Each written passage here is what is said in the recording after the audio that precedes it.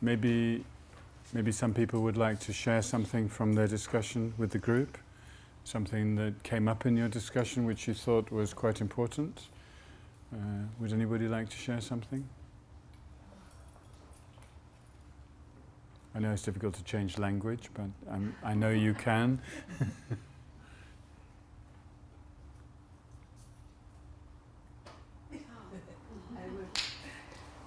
Talking about it, Nissim, we found it very useful in order to prepare ourselves for it. But then I said that sometimes there's a moment when you leave your body and you still have a chance of coming back to the same body before you transit. And I was asking myself, with the help of Nissim, we were talking about it, if the fact that we are prepared to die doesn't make our decision easier, but in the wrong way. And Nissim said that it must be karmatic anyway, he thinks, right, Nissim? Mm-hmm. That karma has to do with it. But, you know, does it make a difference? That's the question. Okay. In my opinion, the best reason to come back, if you have the opportunity, is to help others. Yes. And if you have that motivation, you will do it. But the fact of being prepared for death means that you will accept it, even if you can come back. But that's not really exactly death, is it? That's an out-of-body experience, which happens, yeah. Mm-hmm. But you might think you're dying, but you're not going to quit if compassion leads you to come back. Mm-hmm. Did anybody else have anything coming from the discussion? Yeah. I want to say a few words to those like me who don't believe in reincarnation. Mm-hmm.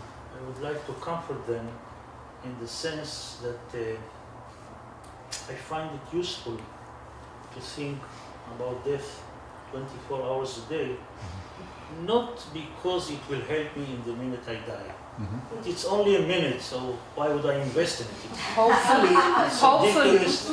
you know, it will take even, days and weeks. even if it's 6 months, it's ridiculous to invest a lot of time for this last 6 months. No, this is not the idea. The idea is completely different. The idea is, now I'm talking seriously, until now I was only sarcastic, that maybe there is a possibility to be helped in it in everyday life, to stand in the everyday obstruction, difficulties, frustration, to remember the proportion of the importance of the fact that Jenny says to me that I'm idiot, comparing to the fact that my life is short, that I will die. Okay, so Jenny said I'm idiot. In this sense, I don't need the hypothesis of reincarnation or to feel fantastic in the minute I die. But All right. to make my life now easier or... So for you, it's good to think about death is certain. Yes. And the time of death is uncertain. Yes. And for you, that's enough to help you to help you live well. Yes. I'm very serious. No. This is also in the teaching. So really? Yeah. That's why it's always wrote the book Beyond Religion. Okay. Yeah. Susie. You know, this conversation gives me a lot of freedom, and I will explain you why. Since we have no control of when are we going to die, yes, there is a certain time that I'm going to live. Yeah. Minutes, hours, days, months, years, everything. So I have the question, what I want to do with my life. And how I would like to invest my life and what I discovered through those years that yes, I like material things. I like good food, good restaurants, a nice house, you know. But I'm present that those are not the things that give me, you know, like the real happiness. And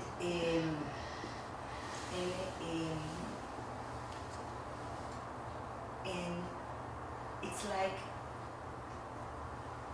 being in the world of others and being someone who is, you know, bigger than what I say that I am. And creating that in every moment, this is something that, you know, I want to live for that thing. I'm not sure if I'm explaining. No, it's fine. It's good. And this is gives me a real, you know, pleasure. Sure. Or you know, Sure. it's like when I argue with my daughters, for example, yeah, and at that moment I can say, okay, I can destroy everything, or at that moment I can create something that is bigger than my anger, and when I create that, I'm left with a sense of, wow, it deserves to live my life like that. And this is the freedom I get from, you know, okay, I'm going to die. And what I'm living for others. Thank you very much. Thank you. So I'm very close to what you said, is that I'm really very much bothered about the time that is left. It's not much, I don't know how long it is, but it's getting closer and closer. And I find myself very much into thinking all the time, what should I do with my life in order not to regret at the day of death. And the most important things that I realize, and it really takes all my mind into it, is that it's clear to me that I want to help others, and that's very, very, very, very present into my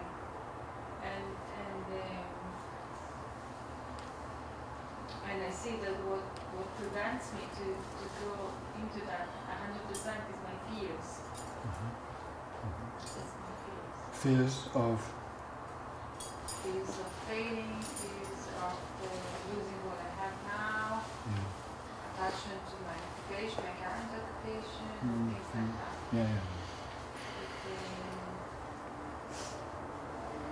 But this is exactly. So the thought is really what I want to do with my rest of my life in order not to regret at the day of dying. Okay. I had a very good friend that died last year. He was dying from cancer for a few months. He was suffering the whole time. I saw the transformation that he worked with himself, about what is important to him, his family, his children, and I saw he was very frightened. He's suffering all the time, even with the morphine and everything.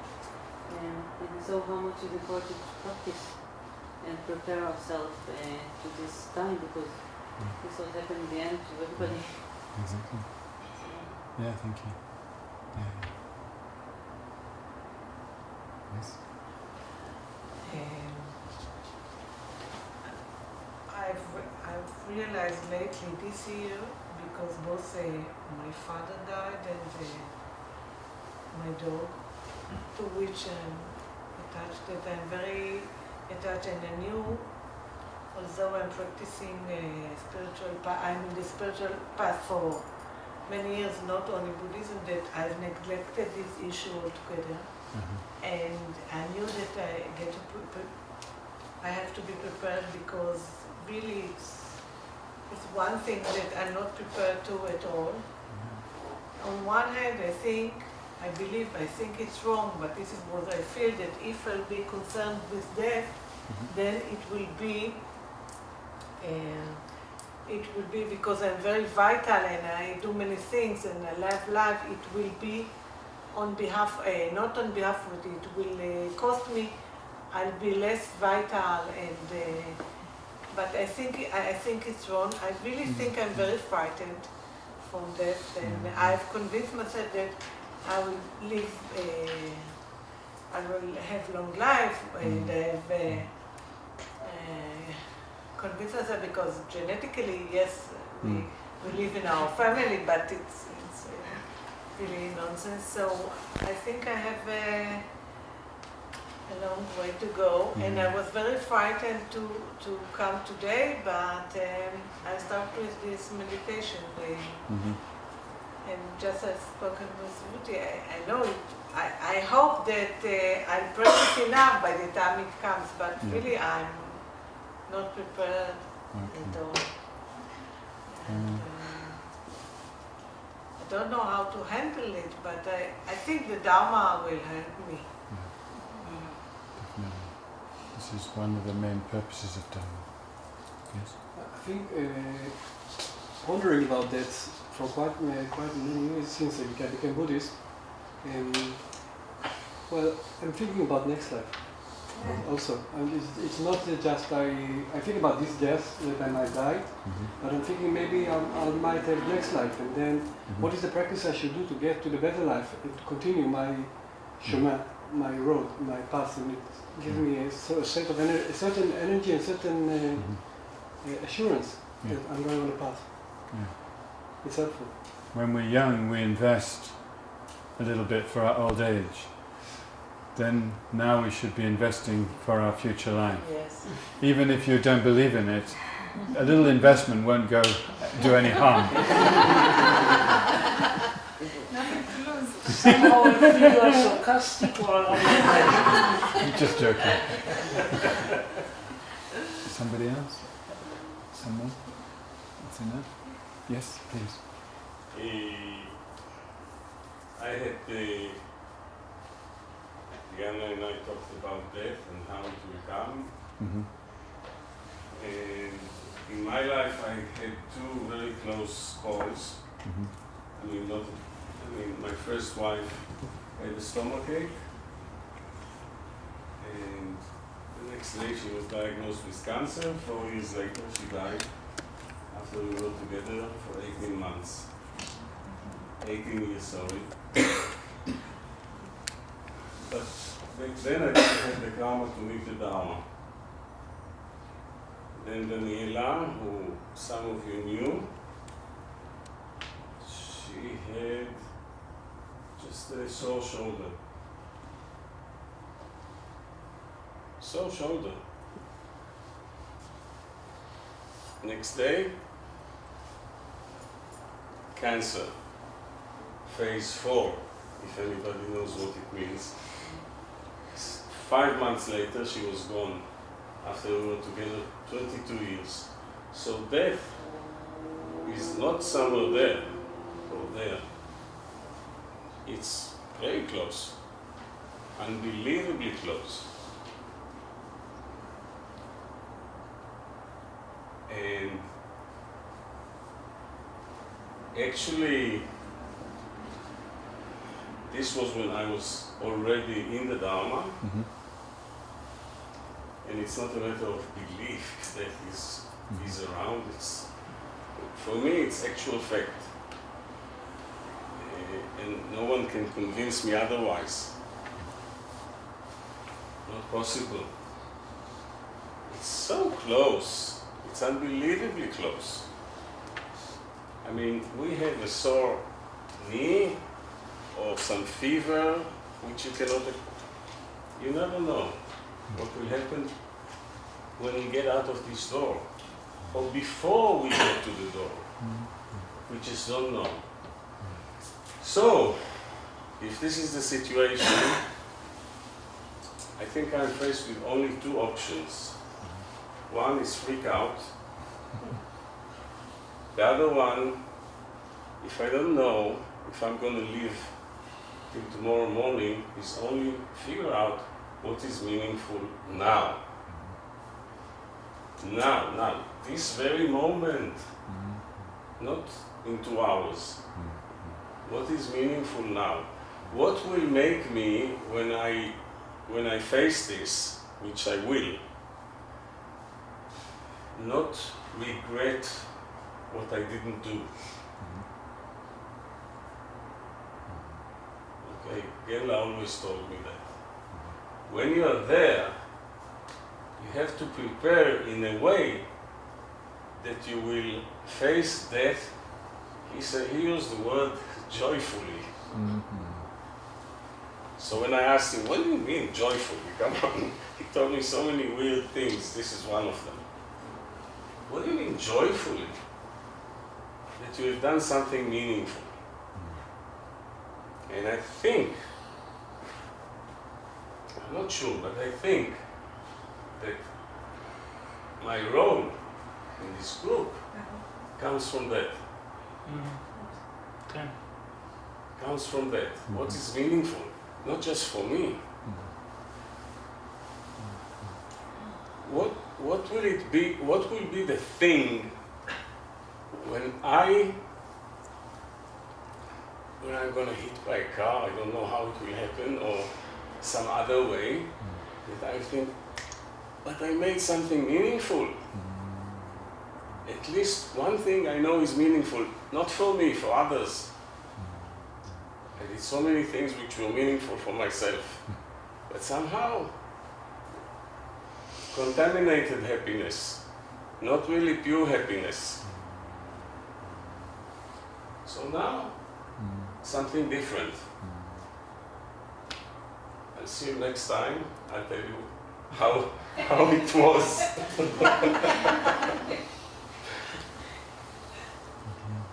Thank you. Thank you.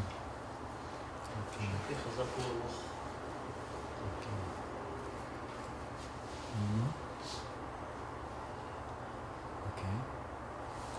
So there's two things. Oh yeah. No. Sorry.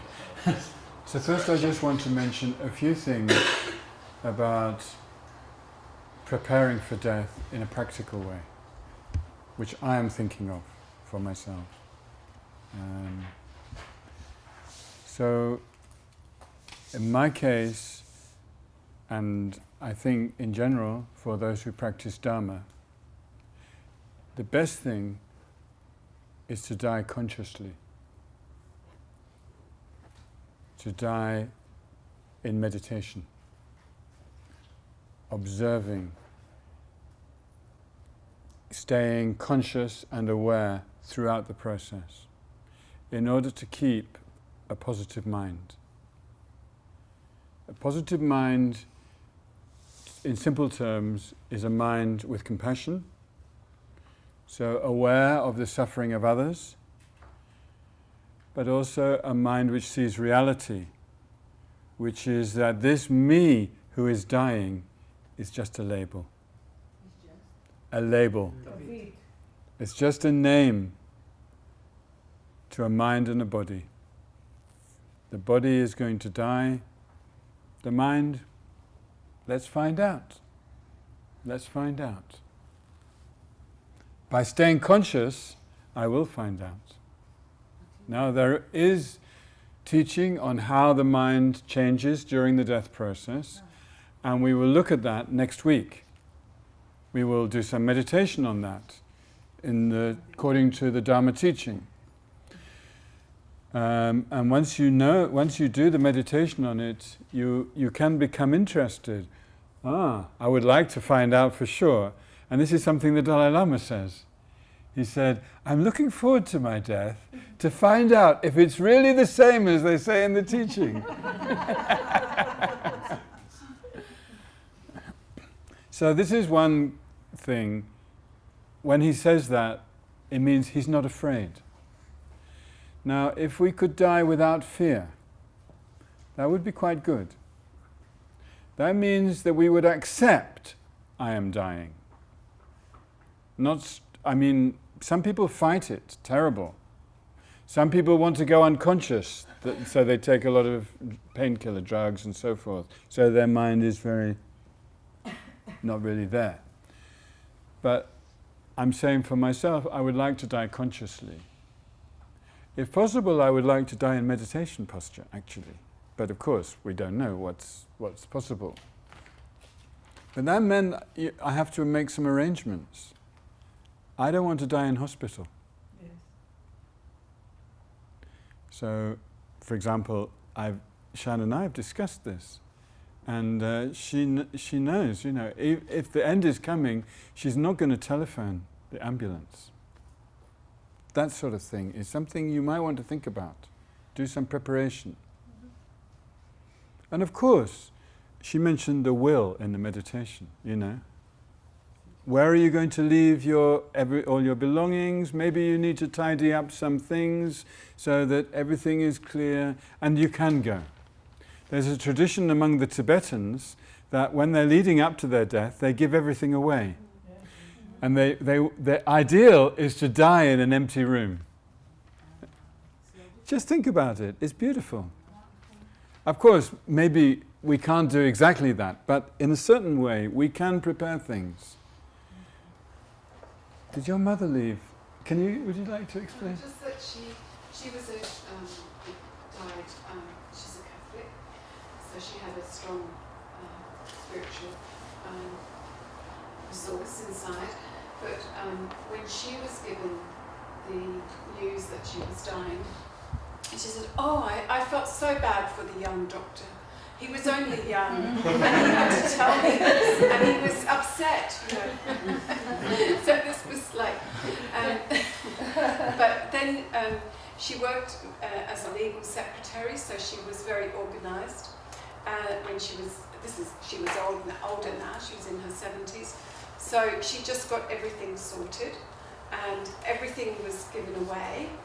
Already some things had been, some pieces of furniture had gone, so she was left with more the bare minimum, a bed and a few things around the house. She'd already given me most of her things she wanted me to have a while ago. And so what she really left was 5 envelopes.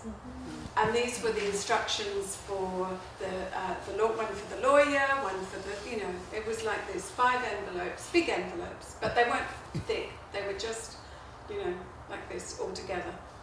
So 5 envelopes. She knew she was dying? Yeah, she had, let's think, maybe a few months. She had a few months to prepare. But then I can remember her also saying, she did this quite quickly actually, because she kind of got the news and she sort of said to me, gosh, this dying is hard work. I thought it would happen by now. It's like, well, what am I doing here? I thought I was going to die, and now I'm still here. So I have to keep going. And then she went. She was fortunate to go into a beautiful hospice. It's an example of how end of life should be, where they had thought of every possibility. The conditions she had were so well thought out, and there were so many things to soften the physical situation, water beds and seating that made you comfortable, and massage and so much. But also, this was amazing because she liked to go to Mass, so they could wheel her every day in her bed to the Mass, which is just in the corridor, So it was just incredible, and she wanted some hymn, she couldn't remember the words, it appeared in a cassette for her to listen to, and nuns and priests came every day. So, it was like how to take care of the body, but also how to take care of the mind at the time of death. So it was a really beautiful experience, but she really, she should have only been there in the last few weeks, but they realised, they really understood her, because she was not very good at asking for what she needs. Andy would say to her, "Do you want courgettes?" And she'd say, "Yes, dear." I said, "No, you don't like courgettes, zucchini. You don't like them." "Oh, it doesn't matter, dear." So it's a bit difficult when you try to cook for her. But they realised in the hospice that actually, if they discharged her, she got better in the hospice, because for the first time in her life she accepted being looked after. But they realised that if they were to discharge her, she would go quickly. So they kept her because she stayed quite a long time there. She sounds like a very good Buddhist, actually. Yes, although she would be horrified because she was a very good Catholic. It's a natural, I call those people natural Buddhists.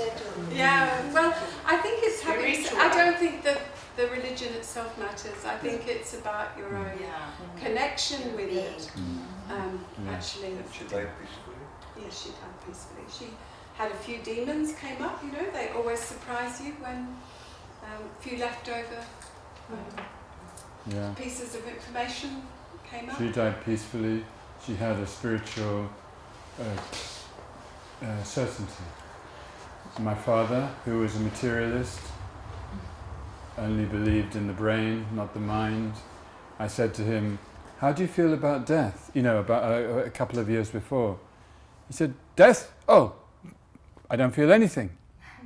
I said, "But won't you miss all these things you enjoy, like your children and various things you like?" No, but I won't know. I will be dead." So 4 days before he died, I saw him, and in the newspaper the front page said that the scientists have discovered dark matter in the universe, how much dark matter there is. So I said to him, I looked him in the eyes, I knew he's going to die soon, and also he knew, but I looked him in the eyes, I said, "How are you feeling?" And he said, "The dark matter is trying to take over." So I said, "Oh, and how do you feel about that?" And he said, "I'm just about keeping on top of it." So I knew he's feeling, he's actually beginning to feel afraid. And then he died in his sleep, but the people in the hospital said that he was restless. He was not happy. He did not die happily. So I think whatever your belief, and there are people who don't believe in afterlife, who die very peacefully. So it's not that you have to believe in something to die peacefully. But the important thing is to have a good mind when you die. To die peacefully is very, very good. Whatever you believe, it doesn't matter. So as I said, this is something that I'm hoping to do, to die consciously, to die meditating on some positive thoughts, and hopefully it will be useful for the next life. And I think at home is the best, but if I'm in a car, I hope I can go into meditation, It doesn't matter really. It doesn't matter. You don't have to be sitting up actually. The main thing is the mind goes into some positive space of the mind, yeah, I think it's important. So another question is how to support somebody close to you who is dying. How to support them. So I think it's useful that we think about that a little bit. Some of you already have experience of this. I personally do, and I'm sure that many of you do. So it might be something that, again, you can share with each other. It's often said that the important thing is to help the person to accept what is happening. Not to fight, and not, as Shuki said, not to freak out. First of all, to accept, but also to try to feel peaceful inside. When my mother died, the last thing I said to her, she couldn't speak to me, she already lost that capability, but she could understand what I said. I said to her, I love you, I will always love you, and you're going on a journey, but I'm going to stay with you. Just to try to support her. And she accepted that support. So I was there, and still after the breath stopped and the heart stopped, I was there. The hospital allowed half an hour. She was there. It was the most peaceful time of her whole life. After the breath stopped and the breathing and the heart stopped, she was in quite a blissful state actually, and her mind was definitely there. There's no question. Then I went downstairs, came back, and it was just a dead body. Then I could see she's gone, but in the first half hour after they stopped, she was there. And I was just sitting there calmly, kind of meditating, maybe with my eyes open. I was actually reciting some mantras in my mind, but I was just participating, sharing, okay? And I'm really have no doubt that this was supportive to her. It's like helping somebody in a journey where you have to say goodbye, but to be with them. I think just to be with them. Not to sort of say, please stay, that's a very negative thing, but just to be with, to support. So maybe now you could turn and speak to a partner again, same one or different partner. Can I just say something? Of course. Because you're touching upon a piece of the vision which I have for FPMT-Israel, that we are not only going to practice and study, but that we will have a place that will allow people to die peacefully. Very good. And I know that there are people sitting in this circle now that share with me this part of the vision. Wonderful. And I'm sure it will happen. I don't know when, but it will happen. It's part of the vision. You can get support from FPMT because they have hospices, FPMT hospices in several places, and there's a lot of experience on that. But of course there's probably experience elsewhere as well. It doesn't have to just come from FPMT. Very good. So soon we'll conclude, but it may be that one or two of you would still like to share a few things from your discussions, and of course as long as the energy is there, that's fine. But if, yes, listen. Well, two of my friends lost their wives, and knew it, my wife, and what she had. And it was we know it, what she had, I can say, right? She had cancer, so I was really with her, staying and praying, a lot of prayers, and I organized all the prayers of all the Dhamma groups, however. It was very helpful for me, and I think Nurit also was very alleviated by these prayers. It was very, very nice and inspiring, really touching the heart. Really, I think me and Nurit are really, really touched by the help of all the Dhamma friends in the Dhamma groups. And then two of my friends, their wife died from cancer, and I stayed with them as much as I could with the friends. Not the wife died, but still I stayed with friends. And if the wife was prepared to stay with her, I came close as much as I can. I stepped in. I didn't, because most of the people escape when those things happen, and it was really because of the Dhamma. Otherwise, I don't think I would know what to do. But because of the Dhamma, I could feel because Nurit was sick, and I could understand the feeling and the sense of the deep emotion that comes out and everything. I could be sensitive to them and to step in and to help as much as I can. It was really, really very, very, very, very. Thank you very much. That's very helpful. Yes. Elena. I thought something that after Shan was talking, Yes. I have an uncle who is 92 now, and his wife died 3 years ago, and since then I'm going there a lot, at least once a week. He doesn't have children, he doesn't have any family, he's alone. And in the last month, he's trying to give me things that he has at home. Things that he likes, that not very worth, but he likes them. And I didn't take because I felt very uncomfortable, like taking these things while he's here. But now I understand maybe it's his need to. So it was. Yeah, thank you. Very helpful. Yeah. Yes? It's good to accept sometimes. Yeah, thank you. Ada? I wanted to share that the meditation I've had both with my father's body, I think it was 3 hours there, and with the dog, which we did thanks to Nissim, a Buddhist ceremony.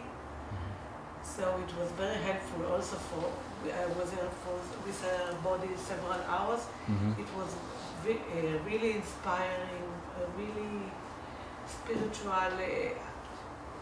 and also with my father, with whom I had very complex relationship, but the meditation I've had, and everybody left, and I stayed there with his body. It was also very peaceful. It was one of the best experiences, if not the best I've had with him. So. Interesting. Really, and I didn't know exactly what to do, so I phoned Tate, one of the members, because he didn't know what to say, so I was instructed what I want to say to someone. If you are, you can call someone with the smartphone and to say the exact things. I mean, it was really good. And in that respect, I feel I helped both of them to go to the next life. Wonderful. Yes. I want to share with an unsuccessful experience. My father is 87 and has cancer, and but very active in life. He still works every day with a very productive, very productive, and he's in enormous tension and fears of, because he has plans for the next 30 years. And I'm helpless how to help him not to suffer so much and not to be in such tension and fears about this, and I'm helpless about it. That's interesting. This reminds me of when my grandmother was dying.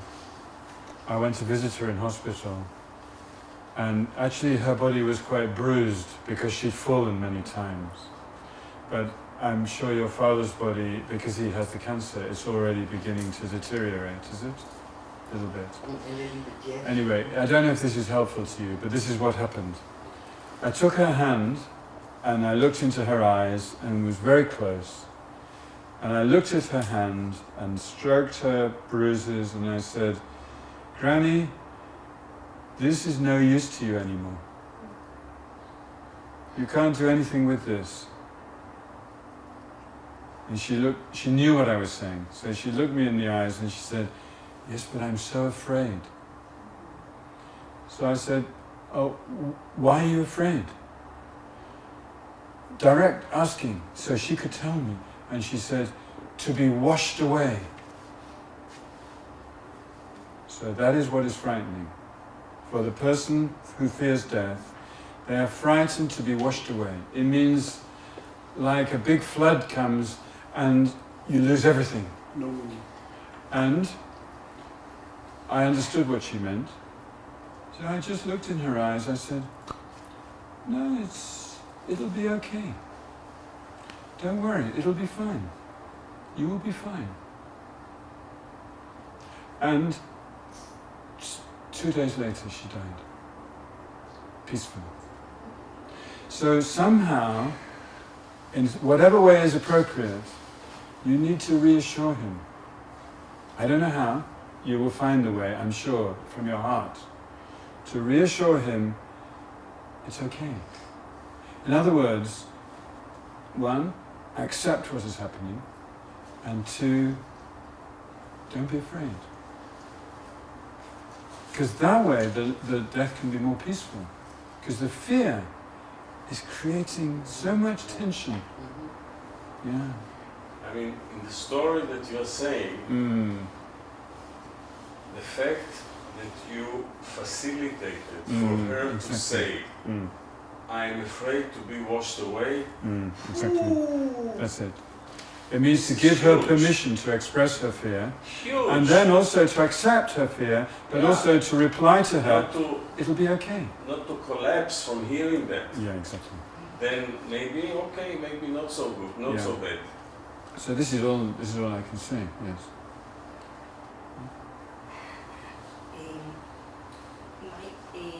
my father was diagnosed with cancer 15 years ago, and he was living in South America, so we decided to bring him to Israel. And he was treated here, and for me, with my mother also.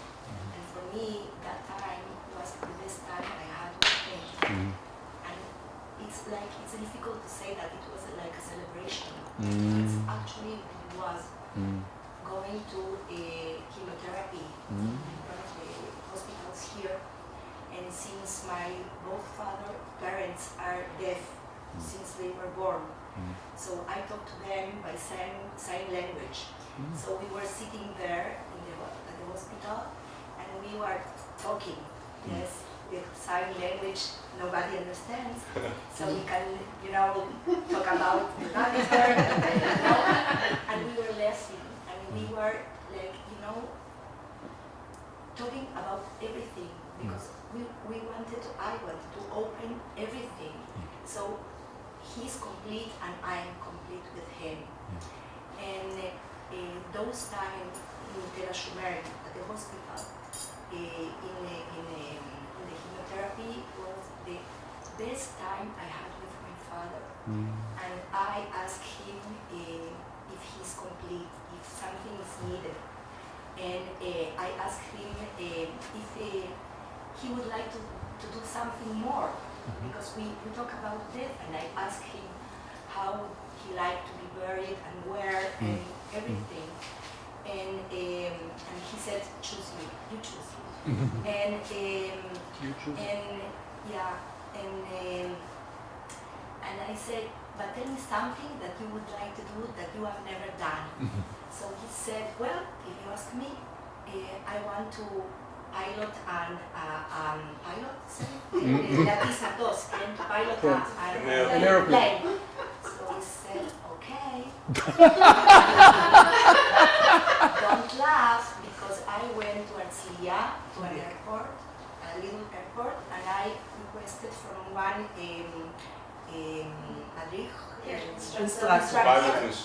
pilot instructor, and I said, listen, my father is almost 8 years old.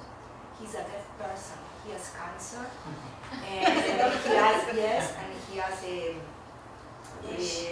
heart problems, but he's an incredible person. And I want you to help me to realize a dream for him, So, and I want you to be a partner for me and for that, dream.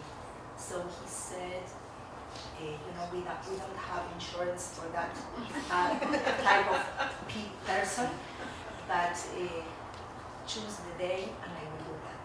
So we went with the whole family with a camera film, and we filmed that, and my father did that.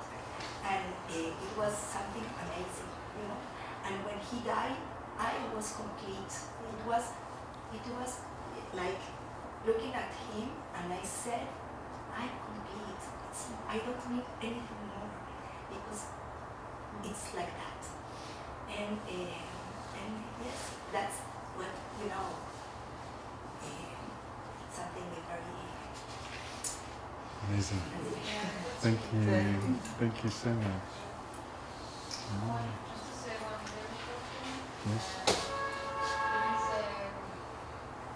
Boaz, he's in Sangha, and in the Hebrew Sangha, he's giving in the university in Bushim, in Tel Aviv, a course which is called Masam Shutaf, which is a common journey, and he's teaching actually how to accompany someone who is dying. So just everyone is interested. The course is starting in about 2 months ago. 1 month. Okay, that's very At least you helpful. have to have another course for you or no? No, I have to be Buddhist as well.